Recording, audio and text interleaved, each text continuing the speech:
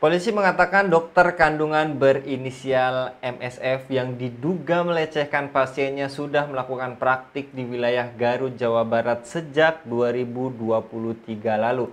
Dia itu praktik di Garut sejak Januari 2023 sampai Desember 2024. Nah, di antara rentan waktu dia melakukan perbuatannya, ujar Kasat Reskrim Polres Garut AKP Joko Priatin kepada wartawan. Disampaikan juga Pak Joko saat ini pihaknya masih memeriksa intensif dokter tersebut guna mengungkap kasus ini secara tuntas. Apakah kasus ini kok bisa terjadi? Bagaimana ceritanya? Apakah institusi pendidikan dan rumah sakit tidak memiliki sistem pengawasan dan evaluasi kepribadian serta integritas moral yang ketat terhadap calon dokter yang sedang menjalani pendidikan? Apakah potensi kriminal seperti pelecehan seksual kedepannya akan terjadi kembali? Untuk membahasnya kami terhubung dengan praktisi kesehatan Dr. Ali Safiyuddin. Kita sapa terlebih dahulu. Assalamualaikum warahmatullahi wabarakatuh, Pak Dokter. Waalaikumsalam warahmatullahi wabarakatuh. Pak Dokter, dan ya Masya Allah Anda juga sebagai ulama gitu Pak Kiai. Kasus pelecehan dokter kali ini banyak mencuat ya Pak Dokter. Pertama yang ada di Bandung, dan kali ini juga terlibat dokter eh, spesialis kandungan pada kasus kita kali ini, berita kali ini.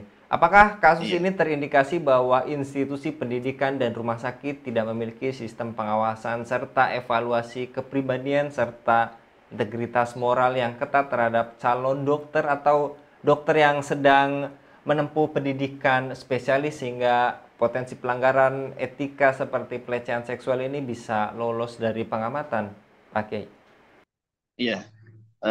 Sebenarnya kasus terkait dengan pelecehan seksual ini yang dilakukan oleh oknum dokter ini tidak hanya terjadi pada kasus dokter kandungan, ya. Bahkan yang masih PPDS baru-baru ini juga telah terjadi. Eh, Mengapa kok ini tertutupi itu karena eh, tidak berani dari eh, penderitanya, ya, dari korbannya ini untuk mengungkapkan, karena juga ini adalah aib yang mau diungkapkan di situ, ya. Ini sebenarnya juga menunjukkan bahwasanya terjadinya kasus, ya, pelecehan seksual, ya, itu memang kita bisa ditarik indikasi sistem pengawasan dan evaluasi terhadap kepribadian serta integritas moral itu memang belum belum diterapkan secara ketat dan menyeluruh, ya, baik dari aspek pendidikan maupun di rumah sakit. Nah, kita bisa melihat dari sistem pendidikan yang ada sekarang ini seringkali berorientasi materi, artinya fokus pada aspek kognitif dan keterampilan teknis. Jadi proses seleksi evaluasi di instansi pendidikan kedokteran ini seringkali menitik beratkan nilai akademik dan keterampilan klinis, ya. Jadi sementara aspek moral, ya, etika, ya, ini belum menjadi tujuan tujuan utama.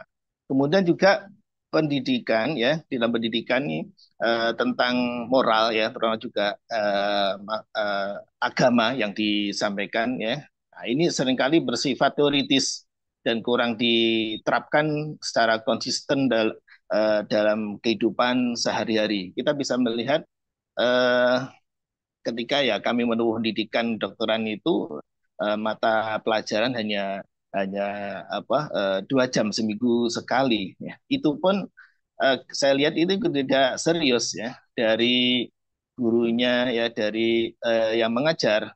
Ini pokoknya yang nilai yang memiliki nama Muhammad atau Ahmad itu dinilai bagus itu. Kebetulan nama saya Muhammad, jadi nilainya bagus. Gitu. Tanpa ada eh, betul-betul dia memiliki moral, memiliki kepribadian yang baik, ya. Jadi tidak melihat dari aspek-aspek itu.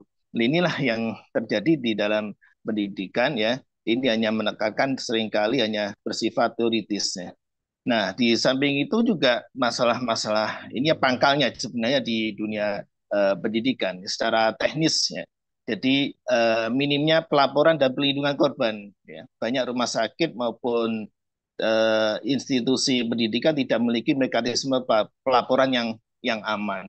dan mendukung korban, terutama jika pelaku ini adalah sosok yang memiliki posisi yang berpengaruh ini. Nah, inilah yang yang terjadi. Nah, begitu juga sanksi ya, sanksi yang tegas ya dari pemerintah para pelaku-pelaku pencabulan. Jadi sanksi ini kalau dalam pandangan Islam, kalau perzinaan itu sudah jelas ya. Sudah jelas dalam pandangan Islam itu kalau tidak di rajam maupun dicilid ya, tergantung dia sudah nikah atau belum ya. Kalau selain itu ya bisa dilakukan tazir di situ. Nah, di dunia kedokteran ini ada di sini ini ada istilahnya apa, struktur hierarki yang kaku. Jadi kadang-kadang senioritas ya, istilahnya apa, senioritasnya ini eh, memiliki apa kedudukan yang kuat ya, sehingga mungkin para mahasiswanya atau juniornya di bawahnya ya, ini kadang-kadang mereka diperlakukan juga tidak adil ya. Nah, ini yang terjadi itu. Ya, jadi yang utama ini adalah masalah pendidikan itu. Dan Pak Baik. Dokter, lantas tadi yang Anda telah paparkan sejauh mana pemerintah, Kementerian Kesehatan, serta organisasi profesi dokter bertanggung jawab dalam menjamin keselamatan serta kenyamanan pasien, khususnya perempuan, dari potensi kekerasan seksual oleh oknum tenaga medis. Lantas jika ada kasus seperti yang tadi Pak Dokter sampaikan, kan ini terkait aib, bagaimana sistem pengaduan yang benar-benar berpihak pada korban yang bisa diimplementasi secara konkret? Ya. Ya, ini memang pertanyaan yang sangat penting yang menyentuh aspek tanggung jawab negara, ya, tanggung jawab negara dalam satu sisi, terus kemudian ada profesi, organisasi profesi. Ini sebenarnya kalau organisasi profesi ini sebenarnya fokusnya hanya apa, moral, ya, fokusnya hanya istilahnya apa, edukasi, ya. Kemudian fokusnya hanya pada pembinaan pengkaderan gitu ya. Memang arahnya sebenarnya seperti itu. Kalau masalah teknis ya, masalah teknis ini sanksi gitu itu adalah memang negara. Jadi memang tanggung jawab pemerintah dalam hal ini ada Kemenkes ya, yakni adanya apa, regulasi kebijakan ya, yang jadi pemerintah melalui Kemenkes ini bertanggung jawab untuk mengatur standar pelayanan kesehatan yang aman dan beretika, termasuk mewajibkan prosedur pendampingan pada saat pemeriksaan intim ya. Jadi memang sebenarnya ketika dokter memeriksa itu seharusnya itu ada pendamping dari keluarganya ya. Kalau ini perempuan ya harus ada laki-laki gitu ya. Ya, ada lagi. Nah, begitu juga dengan edukasi tentang consent, ya, ini persetujuan sadar. Artinya ketika melakukan tindakan itu ada inform consent gitu ya, guna sistem kontrol internal di fasilitas kesehatan itu. Nah, eh, perlindungan apa korban ya, pemerintah bertugas menjamin bahwa korban mendapatkan pendampingan hukum, psikologi dan perlindungan identitas serta tidak mengalami apa victimisasi ya saat melapor ya. Jadi ini penting ya, ini penting karena terkait dengan hal ini ya, terkait dengan hal ini itu eh, ya seringkali karena termasuk aib kan gitu ya, termasuk aib ini eh, diminta untuk mengulang kasusnya ya. Padahal ya mungkin dari sisi aspek psikologi ini eh, terus beban mental dia karena hal yang aib di sini diulang untuk mengikuti standar hukum yang tinggi harus dibuktikan. Ini kan biasanya kasus pelecehan ini nggak ada saksi gitu loh. Makanya kan ketika apa periksa ya, ketika dokter meriksa ini pasien itu harus ada yang menemani ya, yang mendampingi di situ. Nah, eh, terkait dengan ID ya, ID ini ibarat posisinya itu kan sebagai organisasi apa profesi ya, sebagai organisasi profesi. Ya, ini secara ya istilahnya ID ini ibarat kalau kelompok ya. Kelompok ini kan aktivitasnya itu hanya fikriyah ya, fikriyah. Kemudian jadi bertugas menjaga integritas, etika profesi dan juga edukasi ya, edukasi kepada para anggotanya.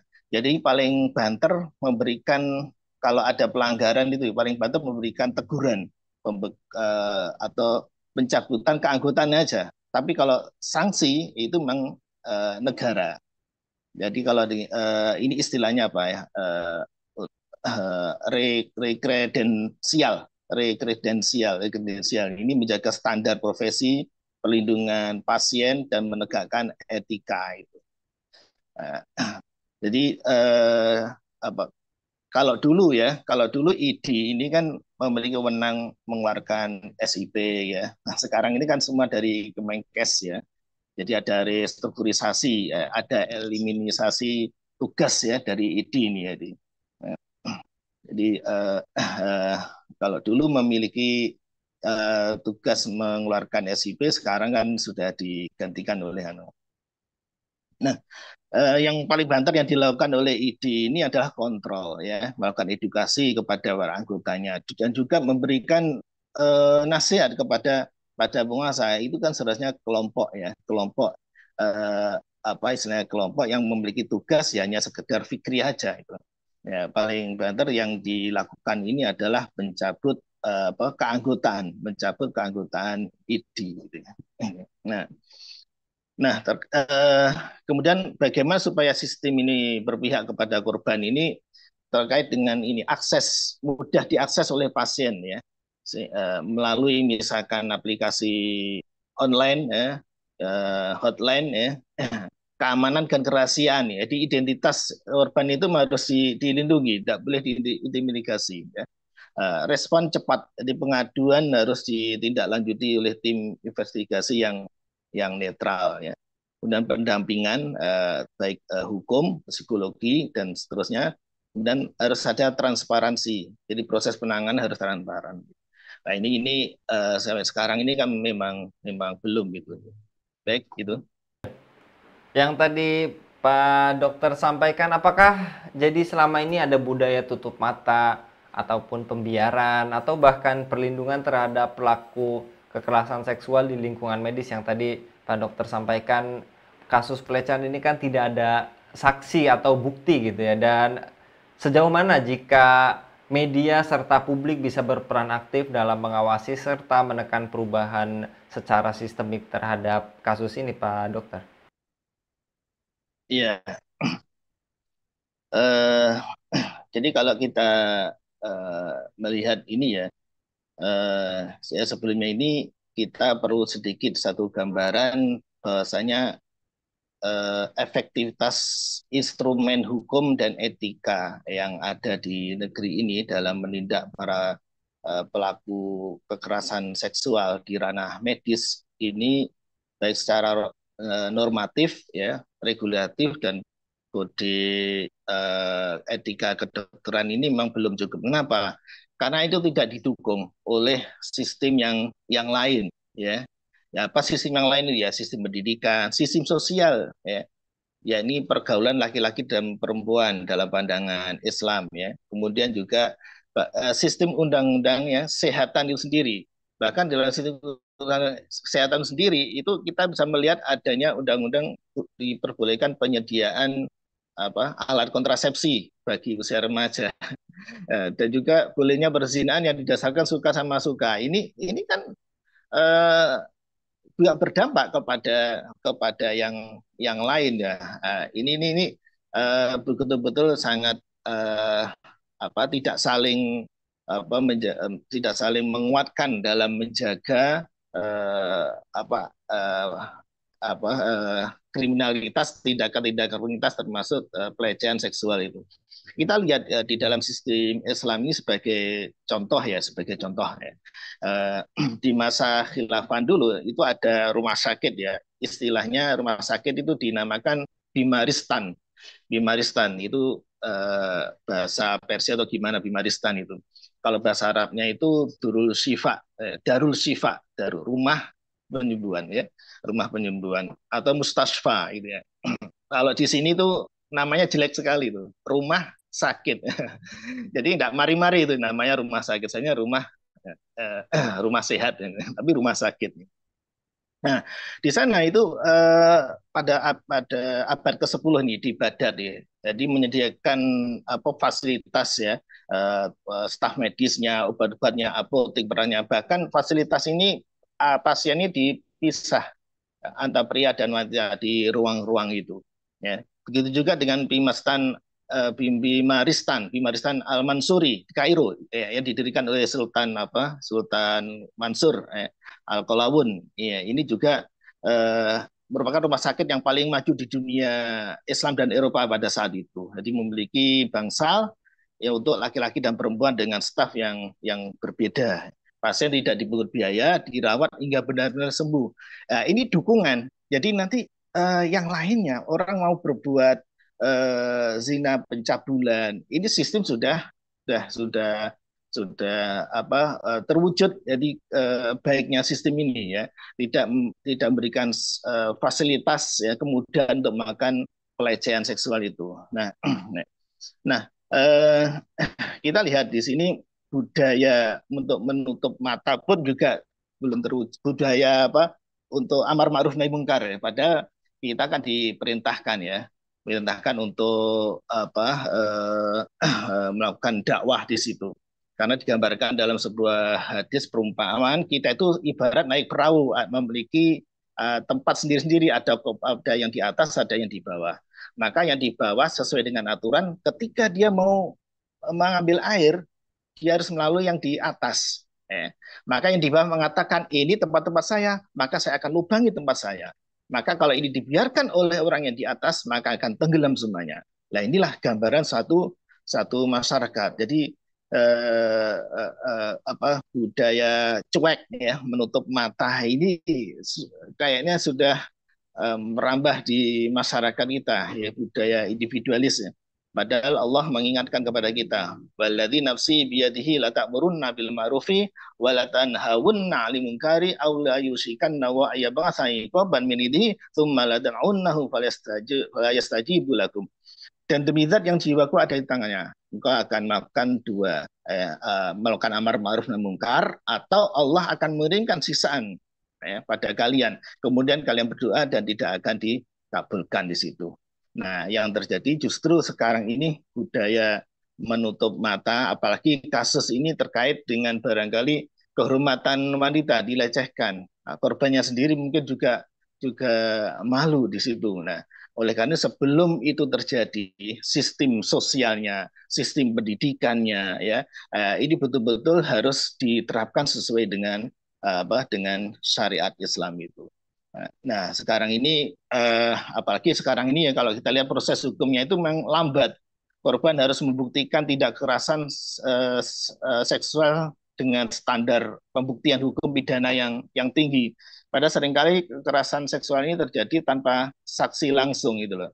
Jadi ada risiko yang tadi apa namanya reviktimisasi ya, reviktimisasi. Jadi korban diinterogasi ulang, disalahkan, dilecehkan secara verbal saat proses hukum. Jadi ini masih masih terjadi di negeri ini. Nah, inilah yang seharusnya banyak hal yang perlu dilakukan perubahan itu. Baik itu. Baik, jazakallah Pak Dokter untuk kesempatannya pada kabar petang kali ini. Jadi dokter kandungan yang lecehkan pasien ini memang membuat cemas. Mudah-mudahan masyarakat tidak menjadikannya perspektif negatif gitu ya Pak Dokter terhadap tenaga kesehatan.